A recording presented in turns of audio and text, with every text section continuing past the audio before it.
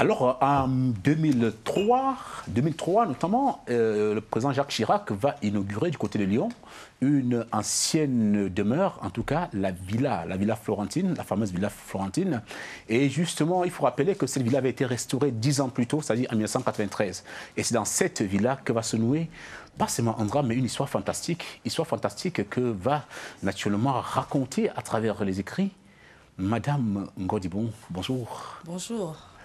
Alors, vous vous appelez Léa Ngodibon, c'est ça. Épouse Kana. Oui. La précision. Oui, oui. Parce que les Kanas sont très jaloux. On n'oublie pas Kanabiyik au mondial 90. Alors, c'est des durs à cuire, comme on dit très souvent, les Kanas. Mais moi, c'est pas Kana Bassa. Ah bon? C'est pas Kana Bassa. C'est Kana. Oui. Pas Kana, C'est pas ça, c'est Kana. Oui. Donc voilà, c'est Kana simple. Kana du Grasse-Pierre. Oui. Oui. Kana de Tcham. De l'Ouest, oui. Précisément. Alors, Kana de Tcham. Eh bien, alors justement, votre histoire, comme je l'ai dit tantôt, elle se passe dans une villa. C'est là où tout part, en tout cas, c'est de là que tout part. L'histoire de Nadine. Alors déjà, Nadine, cette charmante fille, c'est qui Nadine? Nadine, c'est mon héroïne. C'est une blanche, c'est une ch'ti. C'est une blanche qui est nounou, qui travaille chez des particuliers et qui a une vie assez tumultueuse parce qu'elle a 5 enfants de 5 papas différents. Et là, elle a enfin une relation plus ou moins stable. Elle est avec son mec à elle, donc ils partent passer un week-end amoureux à la Villa Florentine à Lyon. Et c'est là que tout, justement, se passe. Elle a le déclic au sortir du week-end amoureux. Un week-end amoureux au cours duquel elle a naturellement beaucoup rêvé. Elle a rêvé d'une vie, c'est-à-dire jusque-là pas connue. Pas connue du tout. Voilà, elle était aux petits soins dans cet établissement. Mais c'est vrai quand même qu'elle n'oubliait pas naturellement, après cela, que la femme est vouée à certaines, je n'ai pas dit conditions, mais certaines contraintes, des fardeaux de la vie. Et justement, dans votre livre, vous parlez de ces fardeaux de la vie. Je m'en vais vous citer. La femme, à elle seule, elle porte en son ventre pendant 9 mois un enfant. Elle fait la popote, le ménage, la cuisine. Elle endosse la responsabilité de l'échec des enfants. C'est ça. Elle doit sourire comme les filles qui font la publicité des pâtes dentifrice à la télé. Quand monsieur rentre le soir à la maison, même si on est fatigué, c'est encore elle qui sert monsieur au coucher. C'est-à-dire, elle ne doit pas faire le tour de dos. C'est ça. Ça, c'est vous qui écrivez comme ça. C'est ça, tout à fait. Alors, il faut avouer que votre plume est très fleurie. Ah, merci. Alors, c'est quoi cette condition de la femme que vous présentez? Est-ce la femme africaine? Est-ce la femme... Parce que là, quand même, vous parlez... La femme en général. Même chez les Blancs, c'est comme ça? Oui. Même chez les Blancs, c'est contrairement à ce qu'on pense. Même en Europe, la femme blanche a beaucoup de responsabilités. Hein. De même qu'ici, peut-être plus là-bas qu'ici. Parce qu'ici, il y a la famille qui vient aider... Il y a toujours... Et puis, le personnel n'est pas aussi cher que là-bas. Donc, là-bas, la femme a vraiment beaucoup de charges. Alors, au bout de 2 jours, en tout cas 48 heures de rêve, avec son mec à elle qui n'a pas de nom, pourquoi il déjà n'a pas de nom. Il aura un nom plus tard. Il aura un nom plus tard. Oui. Alors, ben justement, elle revient à la réalité. Le mec lui fait comprendre que, en tout cas, les sous qu'il a dépensés, il avait d'autres projets, en tout cas, dans la tête. Expliquez-nous cela. Oui, parce qu'il veut lui faire plaisir. Il veut aussi se faire plaisir. Hein. Donc, ils font un effort, ils économisent pour s'offrir ce week-end de rêve dans le luxe absolu. Et alors, avec ces 2 jours, elle se dit, mon Dieu, je veux revivre ça tout le temps. Mais que faire? Donc, c'est là où commence en fait l'intrigue. Parce que il se passe le déclic. Elle se dit, mais je veux revivre ça tout le temps. Qu'est-ce que je dois faire? N'étant que nounou. Donc, elle cherche quoi faire. Elle a plusieurs idées qui lui traversent la tête. Et finalement, elle en trouve une. Sur les 3, naturellement, elle a 3 idées, en tout cas, Oui. tel que le raconte votre livre. En tout cas, elle voudrait concevoir une ligne de vêtements, déjà. Elle voudrait naturellement ouvrir une boutique de prêt-à-porter féminin. C'est ça, vous m'avez bien lu. Voilà, et écrire un livre. C'est ça. C'est l'écriture qui s'avère être le moyen le plus accessible pour elle dans sa réflexion. Voilà. Alors, mais ce qui n'est pas la chose la plus facile, en tout cas, quand même, parce qu'écrire pour une femme qui a eu maille à partir avec ses enseignants du côté de Fussel, du côté du collège Fussel de Coulanges, déjà à l'époque, et qui n'a pas fait de bonnes études, et qui a fait son premier enfant à 17 ans, et qui en a 5 pères différents, c'est pas tout évident. C'est pas évident du tout. Mais elle s'accroche, c'est dans ce dont il s'agit, de rédemption. Déjà de résilience, parce que la vie n'est pas facile, elle accepte. Et puis la rédemption, parce qu'elle cherche à sortir de là, à vivre mieux. Et elle se bat pour vivre mieux, elle trouve les moyens pour avoir une jolie vie. Alors, et la jolie vie va l'amener naturellement sur les plateaux de télévision où elle va rencontrer les héros de sa vie en tout cas. C'est-à-dire que les gens comme Laurent Ruquier, les gens comme Thierry Ardisson, en tout cas tout ce beau monde-là en France, ceux-là qui animent le paysage audiovisuel français, elle voit son rêve s'accomplir. C'est ça, tout à fait. Alors, on parcourt comme ça votre livre, je crois qu'on a tout dit. Mais alors, je voudrais quand même qu'on rentre dans cette intrigue-là.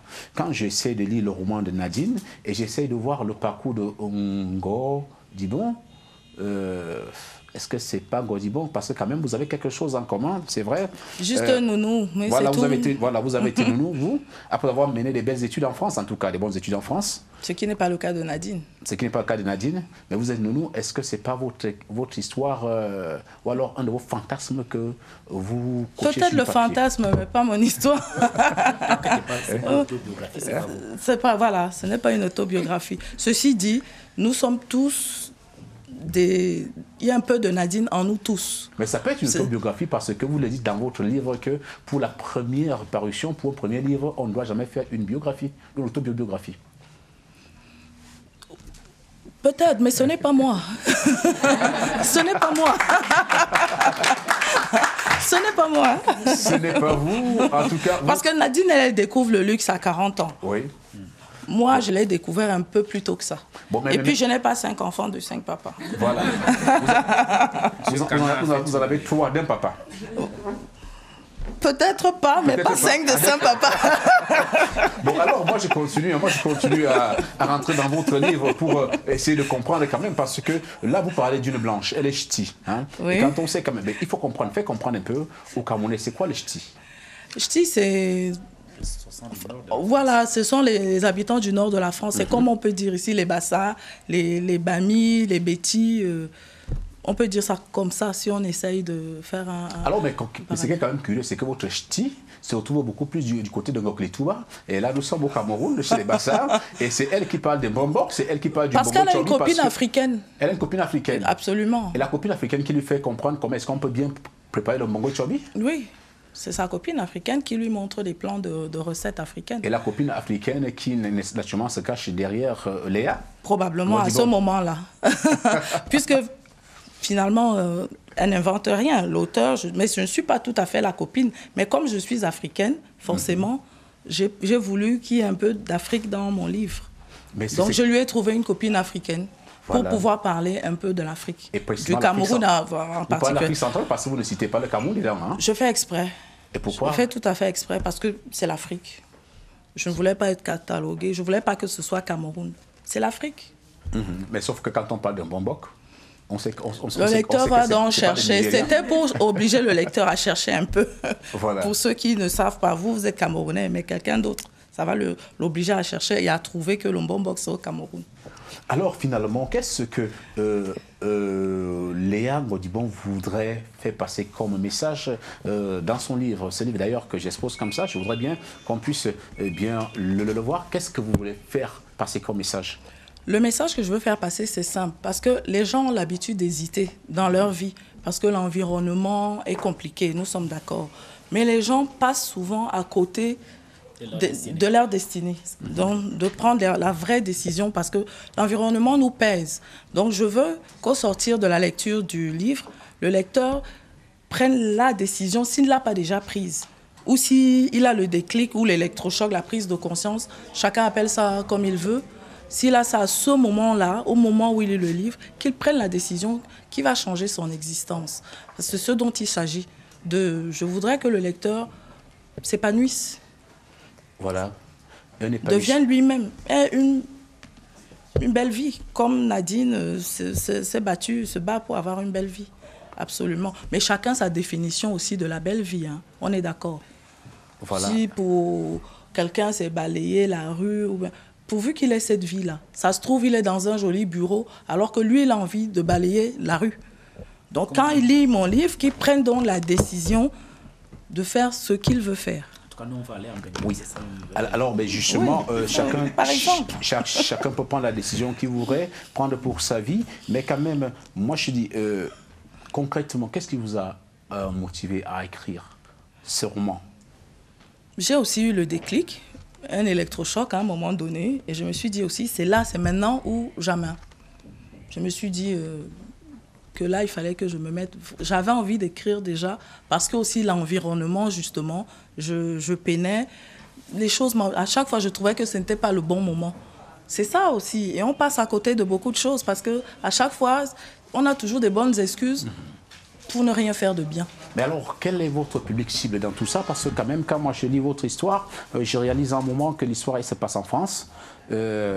Et bon, vous êtes camerounaise, vous pensez que nous allons nous retrouver, nous, dans vos histoires de villas florentines, alors que nous avons nos villas, nos auberges bleues, machin, tout ici à Yaoundé? Franchement, c'est-à-dire Oui. en quoi est-ce que cela va intéresser la jeune camerounaise? Ça va intéresser la jeune camerounaise dans la mesure où elle va rêver et elle va se dire que, et moi, à mon niveau, il faut que chacun s'interroge sur sa vie. Mais pourquoi quand il lit le livre. mais pourquoi n'avoir pas, n'est-ce pas, cadré ou alors situé votre héroïne ici au Cameroun ou alors en Afrique? Pourquoi avoir choisi forcément l'Europe? Je ne voulais pas de roman calebasse. Parce que quand on est C'est-à-dire noir, comme je suis noire, camerounaise, pourquoi je dois absolument écrire la culture camerounaise? Je veux faire la littérature, point. Pas la littérature africaine. C'est justement ça le problème. On a toujours tendance à nous cataloguer. Parce que nous sommes noirs, il faut absolument écrire le baobab est monté, c'est descendu. Non, non, non. Je veux faire la littérature où tout le monde se retrouve. Donc il fallait trouver quelque chose d'assez universel. Moi, je trouve que la Villa Florentine, bon, j'aurais pu mettre le Mont Fébé aussi, hein. Par exemple, oui, mais je... ça aurait fait une très belle pub au Mont Fébé, qui est d'ailleurs partenaire de Canal International. Ah bon, bah dans le prochain livre, j'y penserai. Ça n'a fait qu'ajouter l'argent à l'argent. D'accord, alors, mais déjà, quand même, c'est-à-dire, pour ne pas oublier nos partenaires, vous avez pensé au Centre culturel camerounais, qui est un partenaire de Canal International, naturellement, et ce soir, vous allez dédicacer votre livre à 18h. Oui, justement, là... Je suis camerounaise et j'ai envie quand même que les Camerounais sachent qu'une Camerounaise a fait une œuvre qui n'est pas forcément une œuvre qui parle de l'Afrique, mais une œuvre quand même, une œuvre littéraire, c'est ce dont il s'agit. Surtout une œuvre qui va les booster. L'émergence, les livres sur l'émergence, sur la conjoncture. Je me suis dit que non, il fallait que je vende autre chose. Un roman, le rêve, et puis que les Camerounais se boostent. Donc, le Centre culturel camerounais, parce que je voulais aussi faire la promotion du Cameroun. Alors la promotion du Cameroun à travers le rêve au Centre culturel camerounais ce soir, c'est à partir de 18h. Bobby, Karel, vous êtes naturellement invité de ce côté-là. Tout le monde est invité, de 18h à 20h. Tout le public même qui nous regarde est invité. Je reçois tout le monde. Voilà Bobby. C'est bon pour notre invité de ce jour. Voilà, merci Jackson. Ça prouve que tu as parcouru de fond en comble